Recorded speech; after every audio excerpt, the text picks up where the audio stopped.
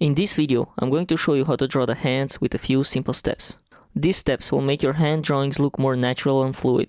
We'll also learn to understand how the building blocks of the hand work so that with time you can draw them without using references.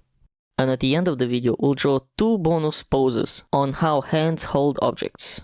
Let's get into it. First of all, let's look at a flat view of the hands. Let's start with an elongated box for the palm, or a rectangle. We need to think about where the index is going to be placed. Let's place it on the right side. For that, we need to slightly modify the top part of the hand. Let's make it go up for the middle finger and down from that point to the pinky. So it's going to make a sort of an arc. Let's also draw a little bit of an arm segment on the bottom of the hand base, which is going to be a tiny bit thinner than the hand. Alright, we can move on to the fingers. Before we actually draw the fingers, we need to find out the height of them. To do that, let's measure the height of the hand base, then double it, roughly. Let's copy that kind of arc we did on the top of the hand base to where we decided the fingers will end. And let's make the fingers open slightly, so that the arc is going to be slightly larger than the hand base. Now, let's split the top part of the hand in 2, then each section in 2 again, giving us 4 almost equal parts. Alright, we're going to draw the fingers on, but remember this. If the hand fingers are spread, like in this example, then there's gonna be a little gap in between them. Let's draw some basic shapes for the fingers. We don't need to make it complicated for now. We'll do that later. The fingers are usually thicker at the base, where they connect to the top part of the palm, than the tip, which is thinner and has a round end. And the pinky is the thinnest compared to the rest, while the middle finger may be the thickest of them all, since it's the longest too. Now it's time to add the thumb, and of course we're going to draw it on the side of the index, not the pinky. Let's draw the thumb, starting at the base of the hand. It's gonna be a short segment and tapering down. The second part is gonna be the shortest and relatively the same width. And finally, a third part, where it curves inward on the outer part and bulges out in the inner part of the hand. Then we can also close the little gap between the finger and the hand base with a little flap like this. Alright, let's duplicate the hand and look at the differences between the palm and the back view of the hand. Starting with the palm view, we're going to see a little curve or a bulge for the thumb. It goes around from the base of the thumb, or a little bit more than that, to the middle of the hand. And you can check this on your own hand and find it there. Another popular indication for the palm is a line that goes from the middle of the hand base to the pinky. But this one you will not find it on your hand. This is usually just how the flesh and skin moves depending on the pinky movement. So instead, let's indicate a round line that goes from the middle finger to the edge. Speaking of the edge, let's make it straight and curve in at the base. Let's delete some guidelines, modify the shape of the thumb a bit to give it more volume, and add 2 little bulges for the base of the palm. One bulge is going to be for the thumb area and another one for the rest. So the base of the hand is going to look a little bit of a butt. Now, very importantly, we're going to add all finger bend indications. The fingers are divided in 3 parts. The lower parts are the longest and the tips are the shortest. When we will finish these indications, we have to make sure that they will all be forming an arc, the same one we drew for the base of the fingers to the tip of the fingers. Now I'm also going to add the bend indication on the thumb. The thumb usually bends differently than the rest of the fingers, so make sure that the indication is in the correct direction. Alright, we're pretty much done with this view, but let's add some stylization to the fingers. This is optional and heavily depends on your style, at least for this angle.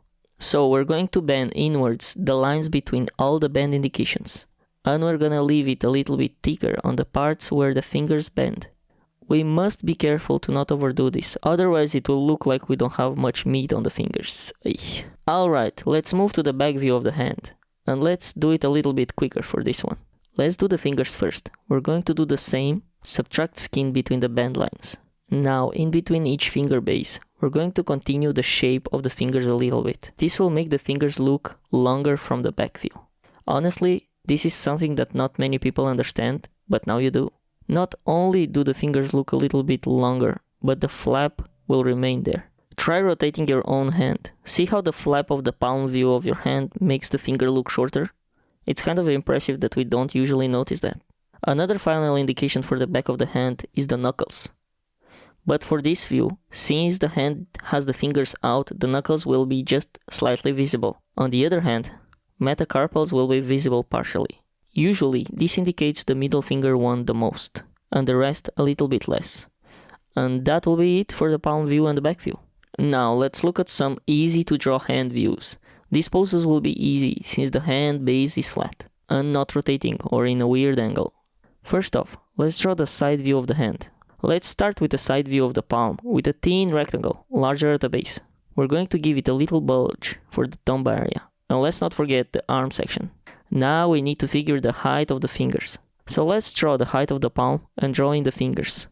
Let's indicate the index finger and behind it the middle finger, longer than his brother. These will only be the two fingers we need for this view, excluding the thumb.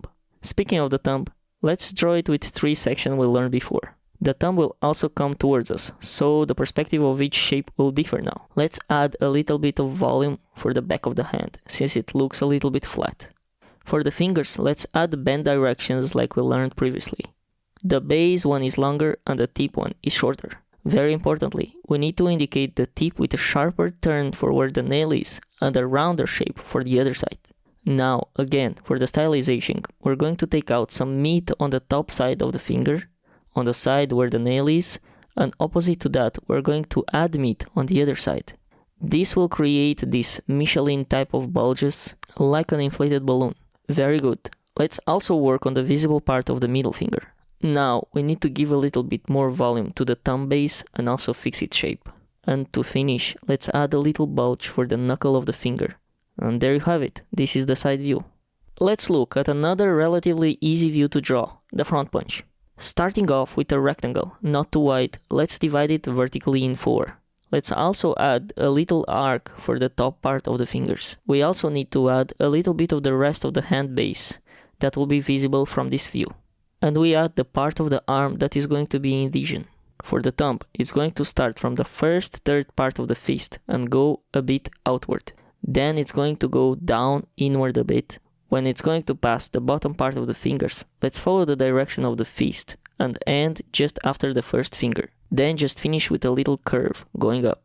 Alright, for the fingers, since they are closed and clenched, the index will be a little bit rotated towards the middle finger. Let's indicate the bottom of the fingers by cutting the bottom corner edges of the fingers. The cuts must indicate the correct direction of the fingers. I noticed that the left part should be more straight and the right part should be a little bit more bent. Needless to say, the pinky will look the shortest and the most rotated inwards from all the rest. So in the end, the fist will make a double arc for the top and the bottom parts. Now let's connect the thumb to the base of the hand and let's also improve the shape, since it looks a little bit too extruded. Alright, back to the fingers. It's a good practice to add the end indication in between the fingers before they reach the knuckle with a slight bend of the line. Now let's add the knuckles, which look like some sort of shield, but we need to delete some parts of it. Let's finish this by adding some indications, also for the metacarpal bones. Let's look at the index pointing hand pose. By this point we already know. We start by adding the palm shape. The arm segment under, divide the top part of the palm in 4, and add the height for the fingers. This one will look very similar to the first two views that we saw. But now, when we're going to add the area for the fingers, this area will be closed. The thumb will be added the same. Let's make each finger section take a third of the palm height. For the fingers, only the index will be sticking out, and the rest, we will only see the base parts of each of them. Each being smaller, since they are also bent. The third finger and pinky will be also leaning inwards. Let's fix the hand base on the left, making it more triangular. Now, all we need to do is add some stylization for the fingers, not taking much mass, especially for the middle finger and after. Since they are bending, the meat is spreading a little bit more. After this, let's add the indication for the knuckles and the metacarpals, and that is it for the easy views. The next poses we will draw are going to be on some more difficult angles. Let's start with a 3/4 view of the palm. Let's add the main shape quickly and finish the basic shape for the thumb. The fingers will be close together and some will overlap. The first two fingers, counting from the index, are straight and the two others will be bending. Make sure the sizes for each finger segment is correct. For the palm, we need to indicate some shape volume, so let's add the line under the fingers. Now for the fingers, make sure to show the right indication for them with the bumps. The fingers on this angle are complicated, so I'll come back to it and fix it later. since I didn't realize it at this time. I'm not going to lie, this was the most difficult hand pose to draw, since it's a front view and also a side one. Alright, let's go to the next one and speed it up a notch. This one will be similar to the first and the pointing one, like a match between the two. After adding the index, I came back to it and fixed it to look more erect, and it gave it a much better look. For the rest of the fingers, we're gonna see the second segment at the bottom, since the hand is not fully clenched. And the thumb will be visible here too, which we're gonna add in the shade, just to show the impression that it's at the back. And going back to the fingers, since we see the side of the hand too, the pinky's last finger segment will also be slightly visible. I like this one, I think it's my favorite. Alright, the next one will be a hand going to grab something, so it's going to be a 3/4 view for this one. Make sure the indication for the direction of the fingers is set up correctly. Oh, and also, make sure the fingers always bend in the same direction. You don't want fingers bending oppositely, it just looks weird. The next one will be an index pointing one. I know, again. But this time with the palm in view, so it's almost a straight view. The bending fingers will rotate to the middle. And the index, while at first looked too long, I fixed it and made it bend a little for style. Let's look at poses that introduce more foreshortening and a little bit more difficult angles. And the one we're gonna do is, surprise, a pointing one. Again, I should have named this video how to draw pointing fingers at this point. Anyways, we're going to start this one with a box in 3D, where we're going to see a little bit of the inside palm. Let's divide the front part in two and add the fingers that are going to be bent. The middle finger is going to be more open, so the bending line is not going to be matching the others. Let's draw the thumb before moving to the index. The thumb is going to look flat, but it will have to be connected to the index. After adding the index with each finger segment being bigger than the last for foreshortening reasons, let's correct the connection between the thumb and the index. It looks like from this angle there's a little dip in between the two. So after adding some shading for some parts and some line weight, this one is done. Let's do a pose where the hand is in mid clenching. The view is going to be a 3/4, and here the finger segments will each bend more and more. For this angle, the fingers will be overlapping. Alright, now let's draw a hand holding a ball. For this, let's first start with the ball and then the base of the hand, wrapping a bit around it. It's a back view, so we're going to see the pinky in front. And actually, the pinky will be not holding the ball much, but the other fingers will reach and hold the ball till the top. The index finger will be only slightly visible, since it's gonna be rotated to the back, or to the front.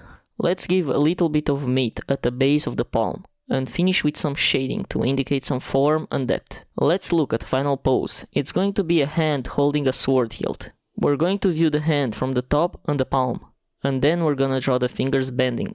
The index finger, the one at the top, will be the only one a bit more open, but the rest is going to follow a nice shape, making an arc bending inwards.